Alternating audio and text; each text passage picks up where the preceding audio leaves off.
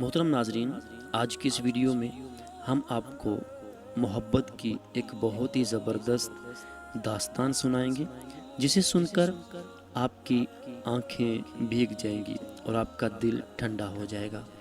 تو آئیے سماعت کیجئے۔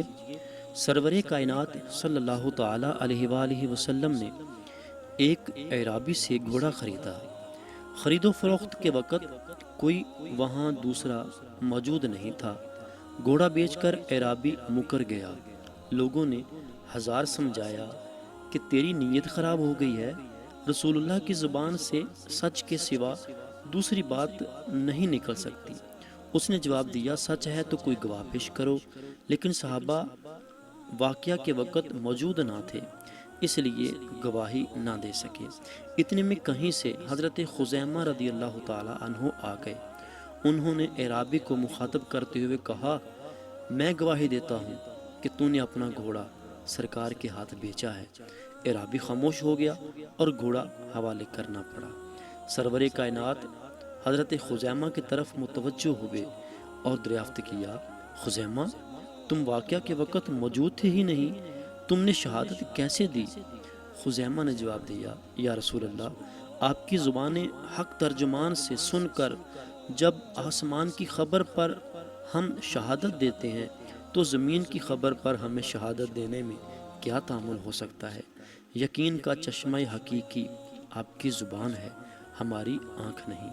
یہ جواب سن کر سرکار بے حد مسرور ہوئے اور انعام خسروانہ کے طور پر اس دن سے یہ قانون بن گیا کہ حضرت خزیمہ کی ایک گواہی دو گواہوں کے برابر ہے۔ حضرت فاروق اعظم رضی اللہ تعالی عنہ کا دربار خلافت کھلا ہوا تھا۔ مقدمات پیش ہو رہے تھے، مظلوموں کی داد رسی کا سلسلہ جاری تھا کہ ناگہاں ایک خوبصورت نوجوان کو دو طاقتور آدمی پکڑے ہوئے لائے اور فریاد کی، امیر المومنین، اس ظالم سے ہمارا حق دلوایا جائے، یہ ہمارے بوڑھے باپ کا قاتل ہے۔ امیر المومنین نے خوبصورت نوجوان کی طرف اشارہ کرتے ہوئے فرمایا، تم صفائی میں کچھ کہنا چاہتے ہو تو کہہ سکتے ہو۔ نوجوان نے بیان دیا کہ میرا اونٹ ایک باغ میں چلا گیا، باغ کے بوڑھے مالک نے پتھر مار کر میرے اونٹ کی آنکھ پھوڑ دی، میں نے بھی تیش میں پتھر کھینچ کے اسے مارا، میرا ارادہ اس کے قتل کا نہیں تھا، لیکن میری شامت سے وہ مر گیا۔ امیر المومنین نے فیصلہ صادر کرتے ہوئے فرمایا، چونکہ تم نے اقبال جرم کر لیا، اس لیے اسلام کے قانون تعزیرات کے مطابق تم سے قصاص لیا جائے گا، خون کا بدلہ خون۔ نوجوان نے کہا، اسلام کے قانون اور عدالت کے سامنے میں اپنا سر تسلیم خم کرتا ہوں، لیکن اتنی بات عرض کرنے کی اجازت چاہتا ہوں کہ میرا ایک نابالغ بھائی ہے، باپ نے مرتے وقت اس کے حصے کا سونا میرے حوالے کیا تھا، میں نے اسے ایک ایسی جگہ دفن کر دیا جس کا علم میرے سوا کسی کو نہیں۔ اگر میں سونا اس کے حوالے نہ کر سکا تو قیامت کے دن اپنے باپ کو منہ دکھانے کی قابل نہیں رہوں گا، اس لیے مجھے 3 دن کی مہلت دی جائے، میں اپنے فرض سے سبکدوش ہو کر واپس آ جاؤں تو مجھ پر قصاص جاری کیا جائے۔ امیر المومنین نے تھوڑی دیر غور کرنے کے بعد فرمایا، عدالت کے سامنے اپنا ضامن پیش کرو۔ نوجوان نے حاضرین مجلس پر ایک امید بھری نگاہ ڈالی، ساری مجلس میں کوئی بھی اس کا شناسا نہ تھا، مایوس ہو کر بیٹھ گیا۔ اتنے میں ایک صحابی رسول حضرت ابو ذر غفاری رضی اللہ تعالی عنہ کھڑے ہوئے اور آواز دی، امیر المومنین، میں اس جوان کا ضامن ہوتا ہوں، اسے 3 دن کی مہلت پر رہا کر دیا جائے۔ ایک جلیل القدر صحابی کی ضمانت پر نوجوان کو رہا کر دیا گیا۔ آج تیسرا دن تھا، دربار خلافت کھچا کھچ بھرا ہوا تھا، دونوں مدعی بھی حاضر تھے، حضرت ابو ذر غفاری بھی موجود تھے، لیکن نوجوان ابھی تک پلٹ کر نہ آیا تھا۔ جوں جوں انتظار کا لمحہ گزرتا جاتا تھا، لوگوں کی تشویش بڑھتی جاتی تھی۔ مدعیوں نے کہا ابو ذر ہمارا مجرم کہاں ہے؟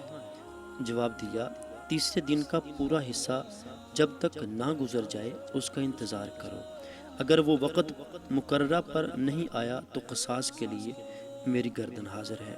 حضرت ابو ذر کے اس جواب پر صحابہ آبدیدہ ہو گئے اور ان کا اضطراب بڑھ گیا۔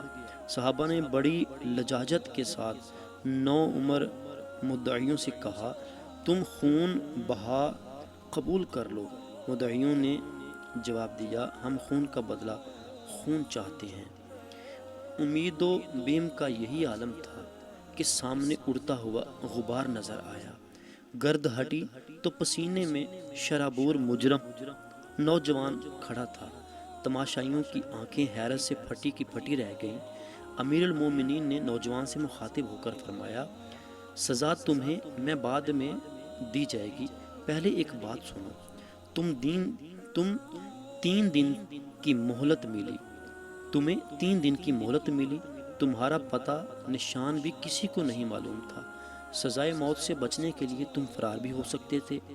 نوجوان مجرم نے بھیگی پلکوں کے سائے میں کھڑے ہو کر جواب دیا امیر المومنین میں فرار ہو کر کہاں جاتا، یہاں نہ سہی وہاں سزا ملتی، لیکن قیامت تک اسلام کے دشمن یہ طعنہ دیتے کہ محمد کے غلام عہد شکن ہوتے ہیں، اس لیے میں نے سوچا کہ زمین پر میرے خون کا دھبا چند دنوں کے بعد مٹ جائے گا، لیکن عہد شکنی کا دھبا اسلام کے دامن پر ہمیشہ کے لیے نمایاں رہے گا۔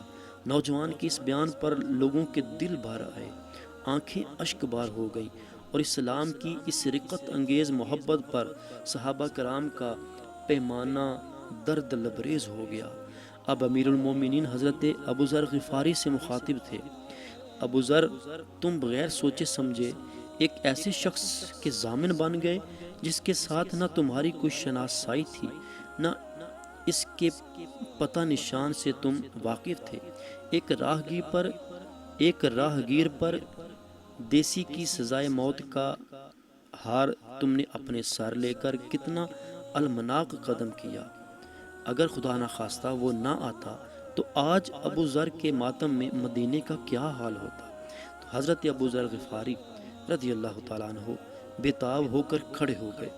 امیر المومنین ایک ابو ذر نہیں، 1000 ابو ذر مدنی سرکار کی ادائے رحمت پہ قربان ہیں۔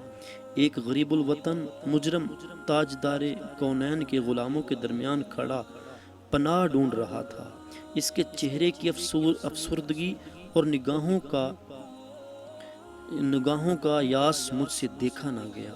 میں نے سوچا وقت کا قافلہ گزر جائے گا، نشان قدم باقی رہے گا، کہیں آنے والی دنیا یہ نہ کہہ دے کہ محمد صلی اللہ علیہ وسلم کے غلاموں میں اتنی بھی غمگساری کا جذبہ نہیں تھا کہ اپنے ہی ایک بھائی کو 3 دن کے لیے پناہ دے دیتے۔ امیر المومنین کیا یہ طعنہ کہ مدینے کی بھری آبادی میں ایک غریب الوطن مجرم کو کوئی ضامن نہ مل سکا ہمیں مرنے کے لیے کافی نہ تھا؟ ہم ضامن نہ ہوتے جب بھی آج ہماری موت کا دن تھا۔ حضرت ابو ذر غفاری جواب دے کر جو ہی بیٹھے دونوں مدعی کھڑے ہو گئے۔ امیر المومنین تاریخ اسلام کی شاہ راہ روشن کرنے میں ہم کسی سے پیچھے نہیں رہنا چاہتے۔ ہم بھی یہ برداشت نہیں کر سکتے کہ آنے والا مورخ مدنی سرکار کے غلاموں کو یہ طعنہ دے کہ ان میں اتنا بھی جذبہ رحم نہیں تھا کہ واپس لوٹ کر آنے والے مجرم کو معاف کر دیتے۔ امیر المومنین گواہ رہیے کہ ہم اپنے باپ کے خون کا دعویٰ واپس لیتے ہیں اور دل کی اتھاہ گہرائی سے اپنے ایک بھائی کو معاف کرتے ہیں۔ مدعی ابھی بیان دے ہی رہے تھے کہ عدالت فاروقی مبارکباد کے شور سے گونج اٹھی، ہر آنکھ خوشی میں پرنم تھی، ہر چہرہ شگفتہ تھا، ہر نظر مخمور تھی اور ہر دل بادۂ مسرت میں سرشار تھا۔ لیکن وقت کا کارواں یہ درد انگیز نظارہ دیکھ کر حیران تھا، حیرت میں دیکھتا چلا گیا، کیا وہ وقت پھر پلٹ کر نہیں آ سکے گا؟